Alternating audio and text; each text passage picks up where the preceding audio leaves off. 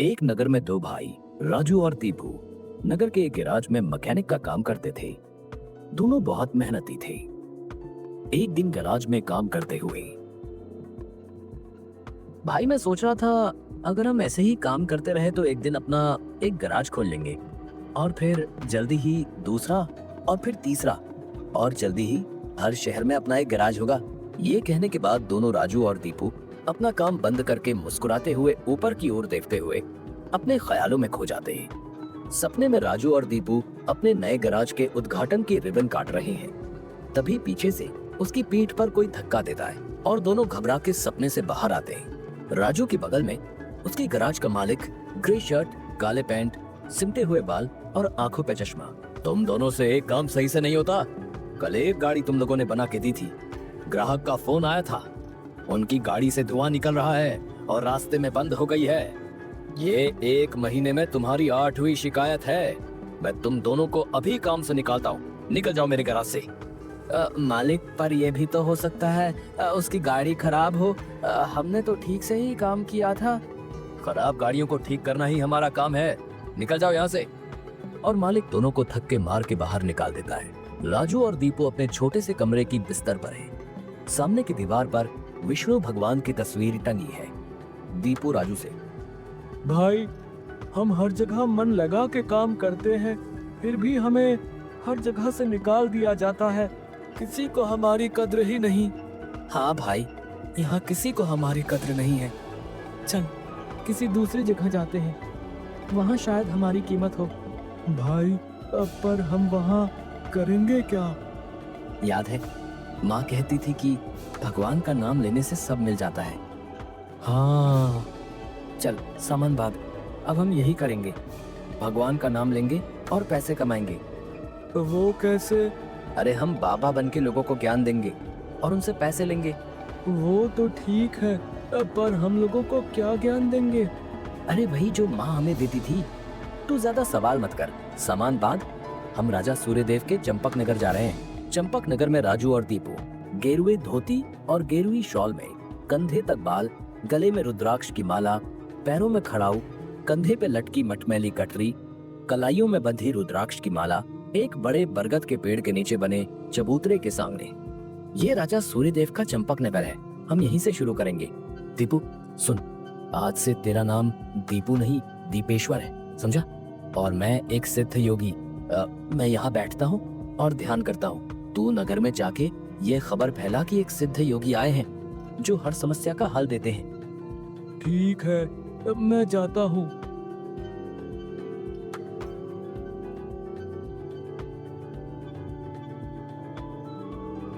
भाई, हमारे सिद्ध बाबा जी के लिए कुछ दान दो। ये कौन से बाबा हैं और कहाँ हैं? बड़े सिद्ध बाबा हैं, उनके पास हर समस्या का हल है। नगर के बाहर जो बड़ा बरगद का पेड़ है ना, वहाँ ठहरे हुए हैं। अगर तुम्हें कोई समस्या हो तो उनसे जाके मिल लो, वो तुम्हें हल जरूर बताएंगे। पर हाँ, दान के लिए कुछ लेकर जरूर आना। हाँ हाँ, मैं जरूर आऊंगा। औरों को भी बता दो, पूरे नगर का भला हो जाएगा। जरूर बाबा जी, जरूर। राजू पेड़ के नीचे ध्यान में बैठा हुआ है और दीपू थैले में सामान लेके उसके पास जाता है। मैंने नगर में खबर फैला दी है, जल्दी ही लोग यहाँ आते होंगे। तुम तैयार रहो। मैं तो कब से तैयार हूँ, देखते हैं क्या होता है। राजू फिर से ध्यान में बैठ जाता है। तभी नगर के लोग वहाँ आने लगते हैं और हाथ जोड़ के नीचे बैठे हैं। बाबा, हमारा काम नहीं चल रहा, कृपा करें। आप जो भी दान के लिए लाए हैं, बाबा के चरणों में रखें और बाबा से गुरु मंत्र लें। दुकानदार राजू के पास पैसे रखता है और हाथ जोड़कर खड़ा हो जाता है। राजू इशारे से दुकानदार को अपने पास बुलाता है और उसके कान में कहता है, श्री राम, हर बिक्री के समय मन में ये नाम का जाप करो, बिक्री बढ़ जाएगी। याद रहे, अपना ये मंत्र किसी को नहीं बताना, अपनी पत्नी को भी नहीं। जैसी आपकी आज्ञा बाबा जी। महाराज, आप राजकुमारी के लिए एक योग्य वर तलाश रहे थे। हमारे गांव में एक सिद्ध योगी आए हैं जो तेजवान हैं और राजकुमारी के लिए एकदम श्रेष्ठ हैं। गुरुदेव, मुझे आपके चयन पर पूरा विश्वास है। अगर आपने चुना है तो वो राजकुमारी के लिए अवश्य ही उत्तम होगा। सोने, जवाहरात और अनेक उपहार लाओ। हम अभी उन महान योगी के पास जाएंगे और उनसे राजकुमारी से विवाह करने का आग्रह करेंगे। हे तपस्वी, मैंने आपके बारे में जो सुना था, आप उतने ही तेजस्वी हैं। मेरा आग्रह स्वीकार करें। राजू ध्यान से आंख खोलकर राजा को देखते हुए, जी महाराज, कहिए क्या परेशानी है आपको? मेरी इच्छा है कि आप मेरी पुत्री से विवाह करें और ये उपहार स्वीकार करें। राजू काफी देर तक उपहार में लाए सोने, चांदी और अनेक वस्त्र और उपहारों को देखता है, फिर राजा की ओर मुड़ता है। महाराज, मैं तो एक सन्यासी हूँ, मुझे इन सब से क्या लेना? मुझे क्षमा करें, मैं आपकी बात नहीं मान सकता। दीपू चौंकते हुए राजू को देखता है। मैंने जो सुना था, आप उससे भी महान हैं। मुझे क्षमा करें यदि मैंने आपका अनादर किया हो। आप जब तक यहाँ हैं, मैं कोशिश करूंगा आपको कोई दिक्कत ना हो। और राजा सूर्यदेव को प्रणाम करके वापस चले जाते हैं। अरे राजू, ये क्या कर दिया तुमने? इतना अच्छा मौका हाथ से जाने दिया। अरे राज करते हम लोग। राज, तुम्हें ये क्या हो गया है? मैं यही सोच रहा था, लेकिन फिर मैंने सोचा कि इतने दिनों से ईश्वर का नाम लेते लेते इतना तो समझ आ गया है कि ईश्वर के नाम अमृत में ऐसा क्या है जो मीरा सारा राजसी ठाट छोड़कर वैरागन बन गई। क्यों प्रहलाद ने अपने पिता की इतनी यातनाएं सही? मुझे भी राम नाम का धन मिल गया है जिसके आगे इस दुनिया का सारा धन फीका है। मुझे ये सब नहीं पता। हम यहाँ पैसे कमाने आए थे, ना कि साधु बनने। मैं चला, मैं अकेले ही सब संभाल लूंगा। तुम्हें जो ठीक लगे करो, पर अगर किसी मुसीबत में फंस जाओ, पूरी श्रद्धा से ईश्वर का नाम लेना, तुम्हारी मुसीबत दूर हो जाएगी। तुम्हारा दिमाग खराब हो गया है? इतनी आसानी से मुसीबत दूर होती तो सभी खुश होते। राजू बस उसे देखकर मुस्कुराता है और ध्यान में बैठ जाता है। दीपू अपनी पोटली उठा के गांव में चल देता है। क्यों भाई, कैसा चल रहा है? हाँ भाई, सब बढ़िया है और अब घर में सुख शांति भी है। ये भी बेवकूफ बन गया। राजू है तो चालाक। उसने ऐसी युक्ति की कि कोई उस पर सवाल नहीं उठा सकता। कुछ राशन दान करो। जर दुकानदार राजू के थैले में चावल डालने जाता है। तभी दीपू, ये क्या दे रहे हो? इतनी मिठाइयाँ और मेवे तुम्हारी दुकान में है और तुम ये कच्चे चावल दे रहे हो? इनमें से कुछ दो। पर बाबा तो ये सब नहीं कहते। तुम्हें क्या करना है? जितना कह रहा हूँ वो करो।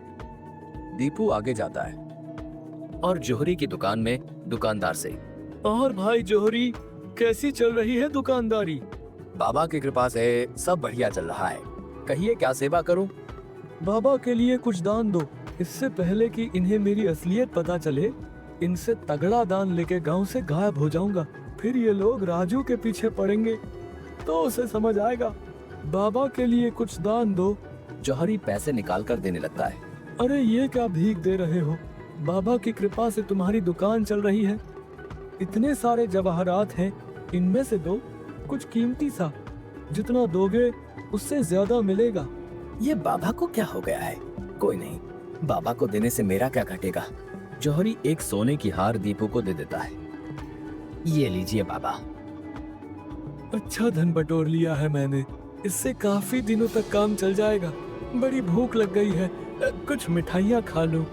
दीपू एक पेड़ के नीचे बैठ के मिठाइयाँ खाने लगता है। तभी वहाँ 4 डाकू, चेहरे पे नकाब, काले कपड़े और हाथ में छुरी लेकर आ जाते हैं। जो कुछ भी है वो हमें दे दो, नहीं तो हम तुम्हें मार डालेंगे। दीपू डर से अपनी पोटली उन्हें दे देता है। तभी डाकुओं के सरदार का नकाब खुल जाता है। दीपू उसे देख लेता है। अब तुझे मरना होगा क्योंकि तूने मेरा चेहरा देख लिया है। हे भगवान, ये क्या हो रहा है? कैसे बचूं इनसे? भागने की कोशिश की तो ये लोग पकड़ लेंगे। क्या करूं? तभी उसे राजू की बात याद आती है। अगर किसी मुसीबत में फंस जाओ, पूरी श्रद्धा से ईश्वर का नाम लेना, तुम्हारी मुसीबत दूर हो जाएगी। दीपू आंखें बंद कर घुटने पर बैठकर, हे नारायण मेरी रक्षा करो, हे नारायण मेरी रक्षा करो। डाकू का सरदार दीपू को उठाकर, सुन, राजा के सिपाही हमारी ओर आ रहे हैं, इसलिए तुझे छोड़ रहे हैं। अगर तूने किसी को हमारे बारे में बताने की कोशिश की तो तुझे जिंदा नहीं छोड़ेंगे। ये ले अपनी पोटली। डाकू भाग जाते हैं। दीपू सामने से सिपाहियों को आते देख मन में, हे नारायण, मुझसे भूल हुई जो मैं राजू की बात को समझ नहीं पाया। मैं राजू के पास वापस जा रहा हूँ और उसके साथ रहकर आपके ध्यान में अपना जीवन बिताऊंगा। मुझे माफ कर दो राजू, मैं ईश्वर के नाम की महिमा को नहीं समझ पाया, पर अब मैं समझ गया हूँ और तुम्हारे साथ ईश्वर के नाम का धन कमाना चाहता हूँ। राजू दीपू को गले से लगाता है